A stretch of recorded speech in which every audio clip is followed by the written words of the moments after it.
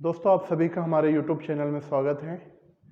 और भारत के भूगोल की जो सीरीज़ हमने स्टार्ट की थी, आज उसे हम आगे बढ़ा रहे हैं। और आज का हमारा टॉपिक है प्रायद्वीपीय भारत। ये जो प्रायद्वीपीय भारत है, प्रायद्वीपीय भारत में हम उत्तर के हिमालय पर्वत और उत्तर के विशाल मैदान को छोड़ देते हैं, और जो तटीय भूभाग हैं, पश्चिमी तट और पूर्वी तट, इसको छोड़ करके पूरा का पूरा जो दक्षिणी भारत वाला जो हिस्सा है, इसको हम प्रायद्वीपीय भारत में शामिल करते हैं। ज़रूरी नहीं है कि तीनों ओर से पानी से घिरा हुआ जो क्षेत्र है वही प्रायद्वीपीय भारत का हिस्सा हो। अगर हम संरचना की दृष्टि से देखें, चट्टानों की दृष्टि से देखें, तो अरावली भी प्रायद्वीपीय भारत का ही हिस्सा है। मालवा और विंध्याचल पर्वत ये भी प्रायद्वीपीय भारत का हिस्सा है। छोटा नागपुर का पठार और यहाँ तक कि जो मेघालय का पठार है वो भी प्रायद्वीपीय भारत का ही हिस्सा है। अगर हम बात करें भारत के भूभौतिक विभागों की, तो भारत को भूभौतिक विभाग की दृष्टि से 4 भागों में बांटा जाता है, जिसे हम भारत के भूआकृतिक प्रदेश भी कहते हैं। 4 भूआकृतिक जो प्रदेश हैं वो है हिमालय पर्वत, दूसरा उत्तर का विशाल मैदान, तीसरा प्रायद्वीपीय भारत और चौथा तटीय क्षेत्र और भारत के द्वीप समूह।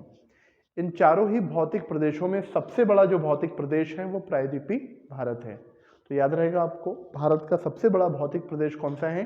प्रायद्वीपीय भारत है। ये जो प्रायद्वीपीय भारत है, ये आपको पता होना चाहिए गोंडवाना लैंड का हिस्सा है। किसका हिस्सा है? गोंडवाना लैंड का। और गोंडवाना लैंड है इसलिए ये अति प्राचीन चट्टानों से मिलकर के बने हैं। तो यहाँ पर आपको कैसी चट्टानें देखने को मिलेंगी? प्राचीन चट्टानें। और खासकर यहाँ जो चट्टानें पाई जाती हैं वो हैं आर्कियन और धारवाड़ चट्टानें। तो आर्कियन और धारवाड़ चट्टानों से मिलकर के ये पूरा का पूरा प्रायद्वीपीय भारत का निर्माण हुआ है। इस प्रायद्वीपीय भारत के मध्य से होकर के एक नदी पूर्व से पश्चिम की ओर बहती है। इस नदी को कहते हैं हम नर्मदा। कौन सी नदी? नर्मदा। और ये जो नर्मदा नदी है, ये प्रायद्वीपीय भारत को 2 भागों में बांट देती है। नर्मदा नदी के उत्तर में प्रायद्वीपीय भारत का जो हिस्सा है उसे हम अरावली, मालवा का पठार, विंध्याचल पर्वत, बुंदेलखंड, छोटा नागपुर का पठार और मेघालय के पठार को शामिल करते हैं। बाकी के जो हिस्से हैं वो सारे के सारे नर्मदा नदी के दक्षिण में स्थित हैं। मैंने आपको बताया भारत का सबसे बड़ा ये भौतिक भूभाग है, और ये प्रायद्वीपीय भारत के लगभग 16 लाख वर्ग किलोमीटर क्षेत्रफल पर फैला हुआ है। तो इसका विस्तार आपको कितना देखने को मिलेगा? 16 लाख वर्ग किलोमीटर क्षेत्रफल पर यह प्रायद्वीपीय भारत फैला हुआ है। अब देखिए, जो प्रायद्वीपीय भारत है, प्रायद्वीपीय भारत में भी जो सबसे बड़ा भूभाग है, ये भारत का सबसे बड़ा भूभाग है प्रायद्वीपीय भारत। और प्रायद्वीपीय भारत में भी जो सबसे बड़ा भूभाग है वो है दक्कन का पठार। और दक्कन के पठार के अंदर ही शामिल है महाराष्ट्र का पठार। ठीक है, चलो अब हम यहाँ पर जो एक एक भूभाग है उस पर हम चर्चा कर लेते हैं। सबसे पहले आप देखेंगे यहाँ पर राजस्थान में, गुजरात के उत्तर में एक राज्य है जिसको हम राजस्थान कहते हैं। यहाँ पर एक पर्वत है अरावली पर्वत। अरावली पर्वत अति प्राचीन पर्वत है, भारत का सबसे पुराना पर्वत है, प्राचीन और वलयदार पर्वत है। ये अरावली जो पर्वत है इसका निर्माण आर्कियन और धारवाड़ क्रम की चट्टानों से हुआ है। अरावली पर्वत राजस्थान के मध्य से होकर के जाता है, और ये जो अरावली पर्वत है यहाँ पर आपको काफ़ी प्राचीन संरचना देखने को मिलेगी। धारवाड़ चट्टानें पाई जाती हैं, और मैंने आपको बताया था जो धारवाड़ चट्टानें होती हैं वो खनिज संसाधनों की दृष्टि से काफ़ी समृद्ध होती हैं, इसलिए यहाँ पर आपको बहुत सारे खनिज देखने को मिलेंगे। ये जो अरावली पर्वत है, अरावली पर्वत की जो सबसे ऊंची चोटी है इसका नाम है गुरु शिखर, जिसकी हाइट है 1722 मीटर। यहाँ पर आपको दिलवाड़ा जैन मंदिर भी मिलेगा, और यहाँ का एक पर्यटक स्थल है जिसका नाम है माउंट आबू। तो इसको आप याद रखें। अरावली पर्वत में ही हर्षनाथ की पहाड़ी, जरगा की पहाड़ी, मारवाड़ की पहाड़ी और जो दिल्ली की पहाड़ी, ये सारी की सारी जो पहाड़ियाँ हैं ये अरावली पर्वत का ही भूभाग है, अरावली का ही हिस्सा है। अरावली पर्वत गुजरात के पालनपुर से लेकर के राजस्थान होता हुआ हरियाणा और दिल्ली तक फैला हुआ है। लगभग इसकी जो लेंथ है वो 800 किलोमीटर के आसपास है। यह अरावली पर्वत एक जल विभाजक का भी काम करता है। कुछ नदियां अरावली के पश्चिम में बहती हैं और कुछ नदियां पूर्व में बहती हैं। तो पश्चिम में बहने वाली नदी जैसे आपने सुना होगा लूनी नदी, और पूर्व में बहने वाली जो नदियां हैं उनमें एक माही नदी है और एक बनास नदी है। तो याद रहेगा आपको बनास नदी। ये बनास नदी मध्य प्रदेश से निकलने वाली चंबल नदी में ही आकर के मिल जाती है, लेकिन ये राजस्थान में ही मिल जाती है। तो अरावली एक जल विभाजक का भी काम करता है। अरावली राजस्थान की जलवायु को बांटने का भी काम करता है, क्योंकि अरावली पर्वत के पश्चिम में थार का मरुस्थल है। ये जो थार का मरुस्थल है ये उष्ण कटिबंधीय मरुस्थल है, और जो अरावली है वो दक्षिण पश्चिम मानसूनी पवनों के समानांतर है। इस वजह से ये मानसूनी पवनें उसके समानांतर रूप से आगे बढ़ जाती हैं और इस क्षेत्र में बारिश नहीं करा पाती, इसलिए थार के मरुस्थल में मात्र 25 सेंटीमीटर ही बारिश हो पाती है। तो ये भारत का एक उष्ण कटिबंधीय मरुस्थल है, आप इसे याद रखें। जबकि अरावली के पूर्वी भाग में ठीक ठाक वर्षा होती है, तो यहाँ का क्लाइमेट आपको कुछ और देखने को मिलेगा। क्लियर? तो ये था अरावली पर्वत। अरावली पर्वत के बाद एक दूसरा भूभाग है जो प्रायद्वीपीय भारत की उत्तरी सीमा बनाता है, इसका नाम है बुंदेलखंड का पठार। कौन सा पठार? बुंदेलखंड का। ये जो बुंदेलखंड का पठार है इसका कुछ भूभाग हमारे मध्य प्रदेश में है और इसका कुछ हिस्सा उत्तर प्रदेश में भी आता है। आपने सुना होगा टीकमगढ़, निवाड़ी, छतरपुर, सागर, पन्ना, है ना, ललितपुर, झांसी, ये सारे जो जिले हैं ये किसमें शामिल किए जाते हैं? बुंदेलखंड रीजन में शामिल किए जाते हैं। ये बुंदेलखंड क्षेत्र भी जो है बहुत कम वर्षा प्राप्त करता है, और ये अगर हम बात करें आर्थिक विकास की दृष्टि से काफ़ी पिछड़ा हुआ है, इसलिए लगातार एक अलग राज्य की डिमांड भी यहाँ पर होते रहती है बुंदेलखंड क्षेत्र में। अरावली और बुंदेलखंड के नीचे आपको एक पठार मिलेगा मध्य प्रदेश के पश्चिमी भूभाग में, जिसका नाम है मालवा का पठार। ये जो मालवा का पठार है मध्य प्रदेश का पश्चिमी हिस्सा है, जो कहीं ना कहीं महाराष्ट्र के पठार से लगा हुआ है। मालवा के पठार का निर्माण भी उसी तरीके से हुआ है जिस तरीके से महाराष्ट्र के पठार का निर्माण हुआ है।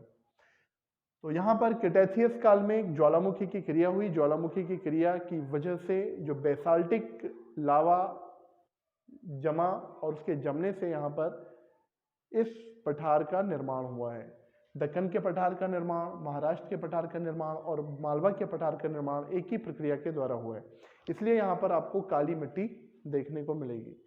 याद रखें जो मालवा का पठार है वो अरावली और विंध्याचल पर्वत के बीच स्थित है। कई बार ये क्वेश्चन आप लोगों से पूछा जा चुका है। तो अरावली और विंध्यन पर्वत के बीच में मालवा का पठार है। इस मालवा के पठार में आपने सुना होगा क्षिप्रा नदी। क्षिप्रा को मालवा की गंगा कहते हैं। बेतवा नदी, काली सिंध नदी, इसके अलावा चंबल नदी का जो उद्गम है वो इसी मालवा के पठार से होता है। बारना नदी, कोलार नदी, खान नदी, ये नदियां भी मालवा के पठार में ही बहती हैं। इसके बाद हम बात करते हैं विंध्याचल पर्वत। तो उसी के दक्षिण में जो विंध्याचल पर्वत है, ये विंध्याचल पर्वत राजस्थान में एक जिला है चित्तौड़गढ़। तो राजस्थान के चित्तौड़गढ़ से लेकर के मध्य प्रदेश होता हुआ यूपी और बिहार के सासाराम जिले तक फैला हुआ है। काफ़ी लंबाई में फैला हुआ है। हालांकि सबसे ज़्यादा विस्तार विंध्याचल का आपको मध्य प्रदेश में देखने को मिलेगा। ऐसा कहा जाता है कि विंध्याचल पर्वत का जो निर्माण हुआ है वो जल अपर्दन के कारण हुआ है। तो जल अपर्दन से निर्मित एक पर्वत जिसका नाम है विंध्याचल पर्वत, और कई जगह इसको विंध्याचल पठार का भी नाम दे दिया जाता है, क्योंकि बहुत समय पहले इसका निर्माण होने की वजह से इसका बहुत ज़्यादा अपक्षय और अपरदन हो चुका है। इसी विंध्याचल पर्वत पर आपको भांडेर और कैमूर पर्वत श्रेणी भी देखने को मिलेगी। भांडेर इसके मध्य भाग में है और जो कैमूर पर्वत है वो इसका पूर्वी हिस्सा है। चलिए, इसी पर आपको एक त्रिकुटा पर्वत मिलेगा। जो त्रिकुटा जो पर्वत है वो मैहर में है और वहीं पर शारदा माँ का मंदिर भी स्थित है। उसके बाद यहाँ पर एक भूभाग है जिसका नाम है बघेलखंड का पठार। ये जो बघेलखंड का पठार है ये मध्य प्रदेश के पूर्वी भूभाग में है। मध्य प्रदेश का पूर्वी हिस्सा बघेलखंड कहलाता है। जैसे आपने सुना होगा शहडोल, उमरिया, है ना, इसके अलावा सीधी, सिंगरौली, ये जो जिले हैं, ये अनूपपुर, ये सारे के सारे जिले बघेलखंड क्षेत्र में शामिल किए जाते हैं। बघेलखंड क्षेत्र मध्य प्रदेश का एक ऐसा भूभाग है, या बघेलखंड का पठार एक ऐसा भूभाग है जो मध्य प्रदेश में काफ़ी वर्षा प्राप्त करता है। लगभग 150 सेंटीमीटर के आसपास यहाँ पर बारिश होती है और काफ़ी ज़्यादा ये विच्छेदित है, काफ़ी एक ऊंचा नीचा एक विषम आपको असमतल पठार ये बघेलखंड के रूप में देखने को मिलेगा। यहाँ पर सोन नदी, जोहिला नदी और जो नर्मदा जैसी जो नदियाँ हैं उनका उद्गम यहीं से होता है, बघेलखंड के पठार से होता है। सोन नदी घाटी में यहाँ पर बहुत बड़ी मात्रा में आपको कोयले के भंडार भी देखने को मिलेंगे। ठीक है, तो बघेलखंड क्षेत्र में बहने वाली जो मुख्य नदी है वो है सोन नदी, इसको आप याद रखिएगा।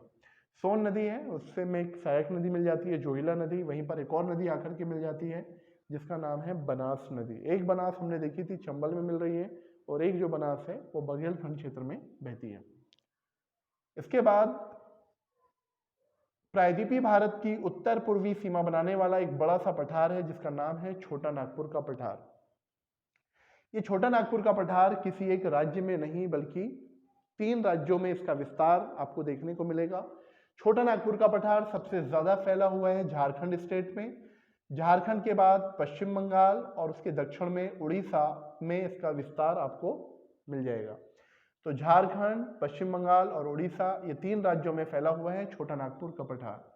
ये जो छोटा नागपुर का पठार है इसके बिल्कुल बीचों बीच से एक नदी होकर के बहती है।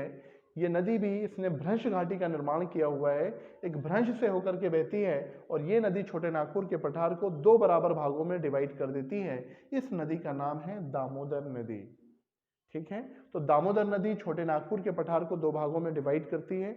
इस छोटे नागपुर के पठार के अंदर बहुत सारे छोटे छोटे पठार हैं जिसे ये दामोदर नदी अलग कर देती है, जैसे पलामू का पठार है, लोहरदग्गा का पठार है, कोडरमा का पठार है, हजारीबाग का पठार है, रांची का पठार है, पाट भूमि है, इसके अलावा चायबासा का मैदान है। तो दामोदर नदी के नीचे आपको मिलेगा यहाँ पर चायबासा का मैदान, तो याद रहेगा आपको छोटा नागपुर का पठार।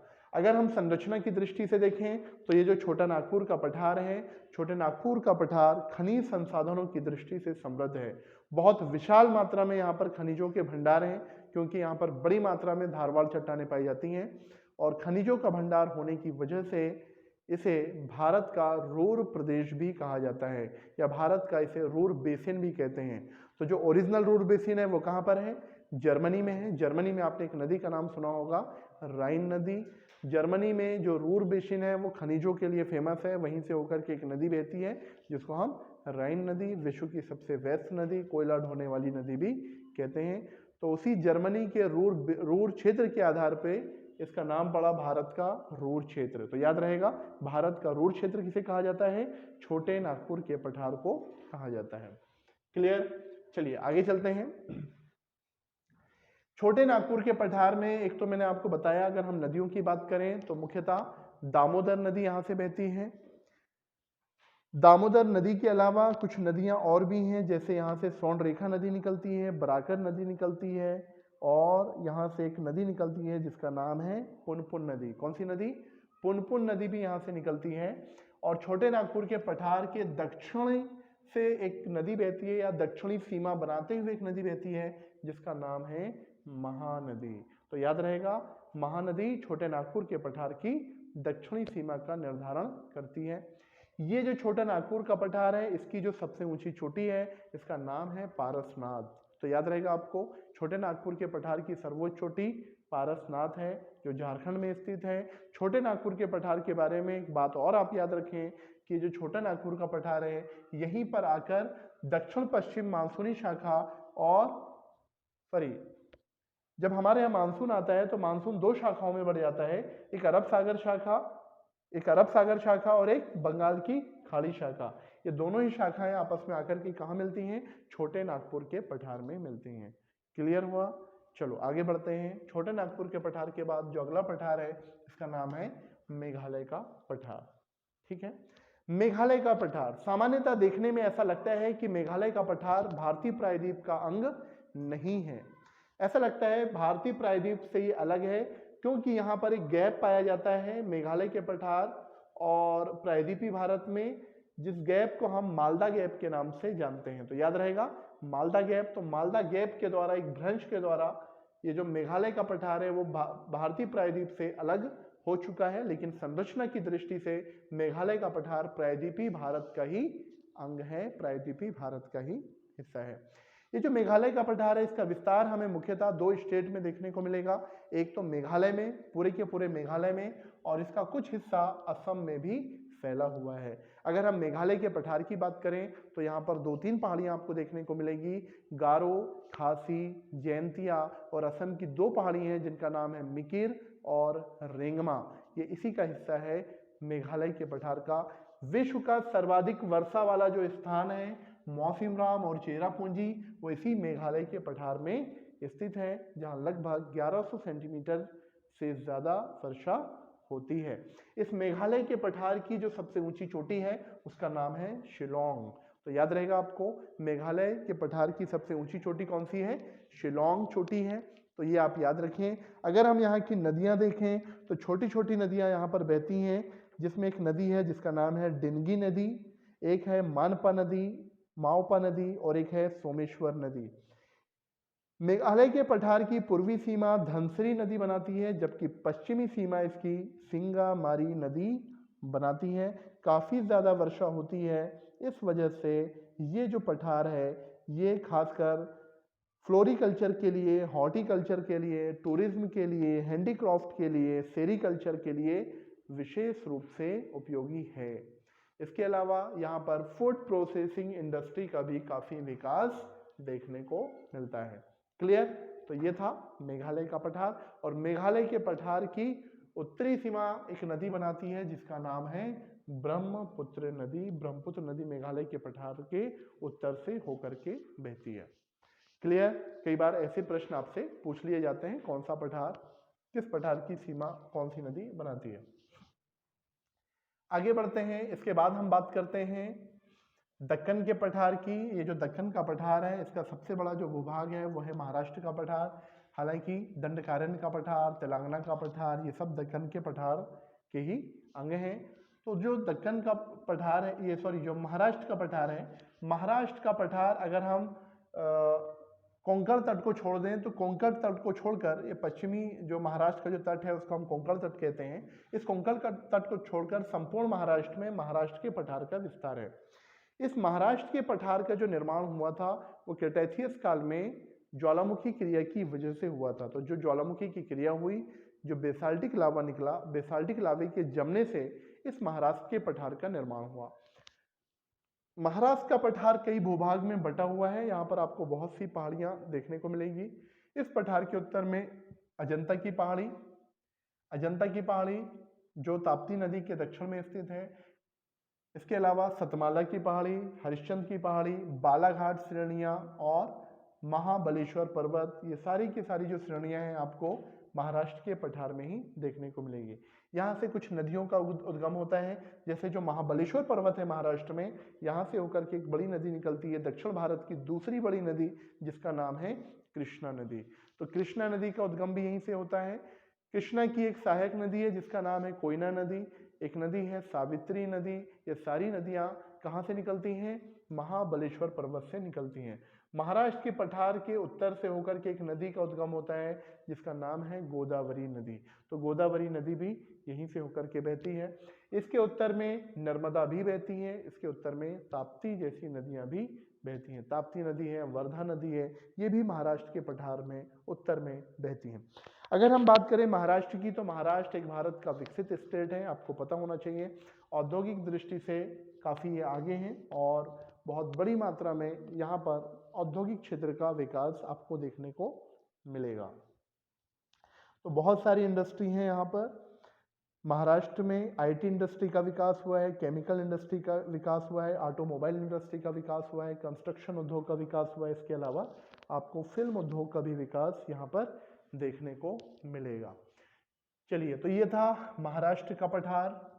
महाराष्ट्र के पठार के बाद जो अगला पठार है इसका नाम है दंडकारण्य का पठार। अब ये जो दंडकारण्य का पठार है, ये पठार भी भारत के 3 राज्यों में स्थित है। भारत के 3 राज्यों में दंडकारण्य के पठार का विस्तार है। आपने छत्तीसगढ़ का जो दक्षिणी भूभाग है जिसको हम बस्तर का पठार कहते हैं, बस्तर का पठार भी दंडकारण्य के पठार का हिस्सा है। इसके अलावा उड़ीसा और कुछ तेलंगाना और आंध्रा का कुछ हिस्सा जो है वो दंडकारण्य के पठार में शामिल किया जाता है। ठीक है, ये जो दंडकारण्य का पठार है काफी विच्छेदित पठार है, काफी असमतल पठार है और ये भारत में खासकर नक्सल मूवमेंट के लिए प्रसिद्ध है। तो नक्सल गतिविधियों का सबसे बड़ा केंद्र भारत का कौन सा पठार है? दंडकारण्य का पठार है। छत्तीसगढ़ में बस्तर का पठार, जहाँ पर अबुझमाड़ की पहाड़ियाँ हैं, बैलाडेला की जो माइंस है या बैलाडेला की जो पहाड़ी है वो भी इसी पठार का हिस्सा है। ठीक है, तो याद रहेगा आपको कालाहांडी, कोरापुट, कांकेर बेसिन, मलकानगिरी ये सब इसी पठार के हिस्से हैं। यहाँ से होकर के कुछ नदियों का उद्गम होता है और वो नदियाँ हैं इंद्रावती नदी, शबरी नदी, उद्दंती नदी, तेल नदी। ये नदियाँ इस पठारी क्षेत्र में बहती हैं। इसके बाद आगे चलते हैं। इसके बाद जो अगला पठार है उसका नाम है तेलंगाना का पठार। अब ये जो तेलंगाना का पठार है ये पठार दो नदियों के बीच में स्थित है। ये भाई तेलंगाना का पठार पूरा का पूरा तेलंगाना पठार में तेलंगाना राज्य में स्थित है। आपको पता होना चाहिए 2 जून 2014 को भारत के 29वें राज्य के रूप में तेलंगाना राज्य का गठन हुआ था। हालांकि अभी भारत में वर्तमान में 28 राज्य हैं। तो तेलंगाना का जो पठार है इसके उत्तर से यहाँ से होकर के एक नदी बहती है जिसका नाम है गोदावरी नदी, और जो तेलंगाना के पठार है इसके दक्षिण से होकर के एक नदी बहती है जिसका नाम है कृष्णा नदी। तो दो नदियों के बीच में स्थित है यह पठार, याद रहेगा। तो तेलंगाना के पठार की उत्तरी सीमा बनाने वाली नदी गोदावरी और तेलंगाना के पठार की दक्षिणी सीमा बनाने वाली जो नदी है वो कृष्णा नदी है। तो तेलंगाना का पठार गोदावरी नदी से लेकर नीचे दक्षिण में एक पठार है, यहाँ पर एक जगह है जिसका नाम है हैदराबाद। तो हैदराबाद में एक हैदराबाद का पठार है। तो गोदावरी नदी से लेकर के हैदराबाद के पठार तक तेलंगाना पठार का विस्तार आपको देखने को मिलेगा। ठीक है, तो याद रहेगा आपको तेलंगाना का पठार। उसके बाद हम बात करते हैं एक और पठार है। अच्छा, यहाँ से एक और नदी बहती है जिसका नाम है मूसी नदी। सुना है आपने मूसी? इसी मूसी नदी के तट पर हैदराबाद बसा हुआ है। तेलंगाना के पठार और रॉयल, उसके बाद दक्षिण में आपको आंध्र प्रदेश में पूरा का पूरा आंध्र प्रदेश में फैला हुआ एक पठार मिलेगा जिसका नाम है रॉयल सीमा का पठार, और वास्तव में ये क्षेत्र रॉयल ही है। तो रॉयल सीमा का जो पठार है ये तेलंगाना के पठार से किस नदी के द्वारा अलग होगा? ये कृष्णा नदी के द्वारा। तो रॉयल सीमा और तेलंगाना के पठार को अलग करने वाली, पृथक करने वाली जो नदी है वो कृष्णा नदी है। कृष्णा नदी दोनों ही पठार को अलग करती है। रॉयल सीमा के पठार के उत्तर में एक पर्वत है जिसका नाम है अन्नामलई पर्वत। कौन सा पर्वत? अन्नामलई। तो यहाँ पर आपको एक अन्नामलई पर्वत मिलेगा। और रॉयल सीमा के पठार के दक्षिण में एक पर्वत है जिसका नाम है पालकोंडा। क्या नाम है? पालकोंडा। तो याद रहेगा इस पठार की उत्तरी सीमा अन्नामलाई पर्वत बनाता है जबकि दक्षिणी सीमा पालकोंडा पर्वत बनाता है। इसके अलावा एक चीज आप याद रखें, ये जो रॉयल सीमा का पठार है इसके मध्य से होकर, इसके सेंटर से होकर के एक नदी बहती है जिसका नाम है पेन्नार नदी। कौन सी नदी? पेन्नार नदी। तो पेन्नार नदी ये रॉयल सीमा के पठार को दो बराबर भागों में विभाजित कर देती है। इसके अलावा इसके दक्षिणी भाग से दो नदियां और बहती हैं जिनका नाम है चित्रावती नदी और पापाधनी नदी। तो याद रहेगा आपको चित्रावती और पापाधनी। ठीक है, ये नदियां यहाँ से होकर के बहती हैं। अगर हम बात करें रॉयल सीमा के पठार की तो इस क्षेत्र का काफ़ी ज़्यादा विकास हुआ है। बहुत सारी इंडस्ट्री आपको यहाँ पर देखने को मिलेंगी। रॉयल सीमा के पठार पर एक और पहाड़ी है जिसका नाम है शेषाचलम की पहाड़ी, और ये जो शेषाचलम की पहाड़ी है उसी पहाड़ी पर भारत का एक बहुत समृद्ध मंदिर है, सबसे धनाढ्य मंदिर है जिसका नाम है तिरुपति बालाजी मंदिर। तो याद रहेगा शेषाचलम की पहाड़ी भी यहीं पर है। ये भारत का काफ़ी विकसित क्षेत्र है। यहाँ पर फार्मास्यूटिकल्स कंपनी आपको बहुत ज़्यादा मिलेगी, देखने को मिलेगी। यहाँ पर आपको मेडिकल डिवाइसेस आपको बहुत ज़्यादा देखने को मिलेंगे। यहाँ पर बैंकिंग सेक्टर का काफ़ी ज़्यादा विकास हुआ है।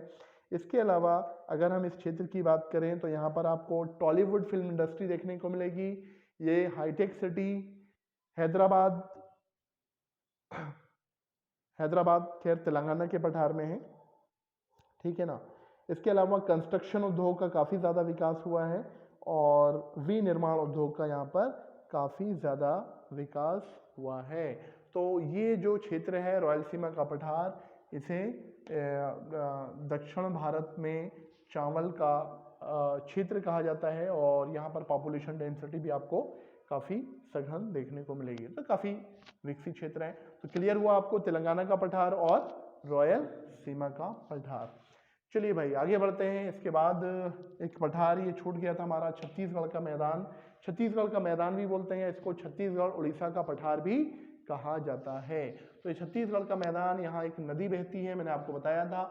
छोटे नागपुर के पठार की दक्षिणी सीमा बनाने वाली एक नदी है जिसका नाम है महानदी। कौन सी नदी? महानदी। ये छत्तीसगढ़ में एक जिला है जिसका नाम है धमतरी जिला, वहाँ से होकर के इसका ये निकलती है, उसका उद्गम होता है और ये पूरे के पूरे छत्तीसगढ़ और उड़ीसा में बहती है। आपको पता होना चाहिए इसकी बहुत सी सहायक नदी हैं, जैसे शिवनाथ इसकी मुख्य सहायक नदी है, हसदो है, इब है, मंड है, हसदो है और तेल है, ये सब इसकी सहायक नदी हैं। इसके अलावा उड़ीसा से महानदी के अलावा एक और नदी बहती है जिसका नाम है स्वर्ण रेखा नदी और एक और नदी है जिसका नाम है ब्राह्मणी नदी।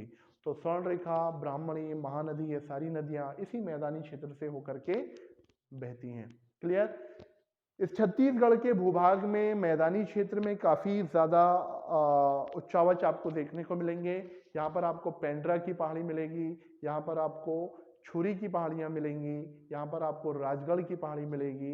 इसके अलावा बस्तर का पठार इसके दक्षिण में मैं बता चुका हूँ, जिसको हम किसमें शामिल करते हैं? दंडकारण्य के पठार में हम शामिल करते हैं। साथ ही आपको महेंद्रगिरी पर्वत, जो यहाँ की सबसे ऊंची चोटी है, उड़ीसा की सर्वोच्च चोटी है, वो यहीं पर देखने को मिलेगी। इसके अलावा मलयगिरी, मलकानगिरी की पहाड़ी और गड़जात की पहाड़ी भी आपको उड़ीसा में देखने को मिलेगी। अगर हम उत्कल तट को छोड़ दें तो ये सारा का सारा जो भूभाग है ये छत्तीसगढ़ के मैदान में शामिल किया जाता है। क्लियर हुई ये चीज़ आपको? चलिए आगे बढ़ते हैं। इसके बाद जो अगला पठार है वो है कर्नाटक का पठार। कर्नाटक का पठार आपको पता होना चाहिए, जो कर्नाटक का पठार है ये पूरे के पूरे कर्नाटक में फैला हुआ है। कर्नाटक में फैला है, कर्नाटक के साथ साथ इसका जो कुछ हिस्सा है वो उत्तरी केरल में भी आता है। उत्तरी केरल के कुछ जिले हैं जैसे कासरगोड है, कोझिकोड है और वायनाड है ना। तो वायनाड, ये जो जिले हैं ये भी कर्नाटक के पठार में शामिल किए जाते हैं। तो केरल का थोड़ा सा हिस्सा कर्नाटक में आता है और कर्नाटक का पूरा हिस्सा जो है इस कर्नाटक के पठार में शामिल है। ये जो कर्नाटक का पठार है इसमें भी आपको बहुत सारी पहाड़ियाँ, बहुत सारे भूभाग देखने को मिलेंगे, कई भागों में विभाजित हैं। तो इसी पठार में एक पठार है जिसका नाम है मैसूर का पठार। इसी पठार पर एक पहाड़ी है जिसका नाम है ब्रह्मगिरी की पहाड़ी, जहाँ से दक्षिण की गंगा या कावेरी नदी का उद्गम होता है। इसके अलावा यहीं पर आपको कुर्ग की पहाड़ियाँ देखने को मिलेगी। ये जो कुर्ग की पहाड़ियाँ हैं यहाँ पर चाय और कॉफ़ी के लिए काफ़ी फेमस हैं। इसके अलावा यहाँ पर आपको बाबा बुदन की पहाड़ी, कुद्रेमुख की पहाड़ी, जो लौहस्क के बड़े उत्पादन क्षेत्र भी हैं, वो देखने को मिलेंगे। इस कर्नाटक के पठार में धारवाड़ चट्टानें बहुत बड़ी मात्रा में पाई जाती हैं, इसलिए यहाँ पर खनिज संसाधन भी आपको भरपूर देखने को मिलेंगे। बड़ी मात्रा में यहाँ पर लौहस्क का उत्पादन होता है, मैंगनीज का उत्पादन होता है, एल्युमिनियम का उत्पादन होता है, सोने का उत्पादन होता है। पूरे भारत में सबसे ज़्यादा गोल्ड का उत्पादन इसी कर्नाटक के पठार में किया जाता है। आपने कोलार माइंस का नाम सुना होगा। कोलार माइंस जो है यहाँ पर खासकर सोने के उत्पादन के लिए प्रसिद्ध है। ठीक है। नंदी की पहाड़ी आपको यहाँ पर देखने को मिलेगी, मलनाथ का पठार आपको यहाँ पर देखने को मिलेगा। और यहाँ की अगर हम नदियों की बात करें तो कृष्णा नदी कर्नाटक के पठार की उत्तरी सीमा बनाती है। साथ ही मालप्रभा नदी और घाट प्रभा नदी, ये दोनों नदियाँ इसके उत्तर से होकर के बहती हैं। इसके अलावा शरावती नदी, हेमवती नदी और इस पठार की दक्षिणी सीमा बनाने वाली जो नदी है वो नदी है कावेरी नदी। तो याद रहेगा, कावेरी नदी इसकी दक्षिणी सीमा बनाते हुए केरल में जाती है और फिर तमिलनाडु में चली जाती है। औद्योगिक दृष्टि से काफ़ी विकसित क्षेत्र है कर्नाटक, बहुत सारे उद्योगों का विकास हुआ है। यहाँ प्लांटेशन आपको बहुत ज़्यादा देखने को मिलेगा, खासकर चाय के बागान मिलेंगे, कॉफ़ी के बागान। पूरे भारत में कॉफ़ी का सबसे ज़्यादा उत्पादन कर्नाटक करता है। इसके अलावा बड़े बड़े लौह इस्पात उद्योगों का विकास हुआ है। आपने भद्रावती लौह इस्पात उद्योग सुना होगा, आपने विजयनगर लौह इस्पात उद्योग, तो ये सारे कहाँ मिलेंगे आपको? कर्नाटक में ही देखने को मिलेंगे। एल्यूमिनियम कारखानों का यहाँ पर विकास हुआ है।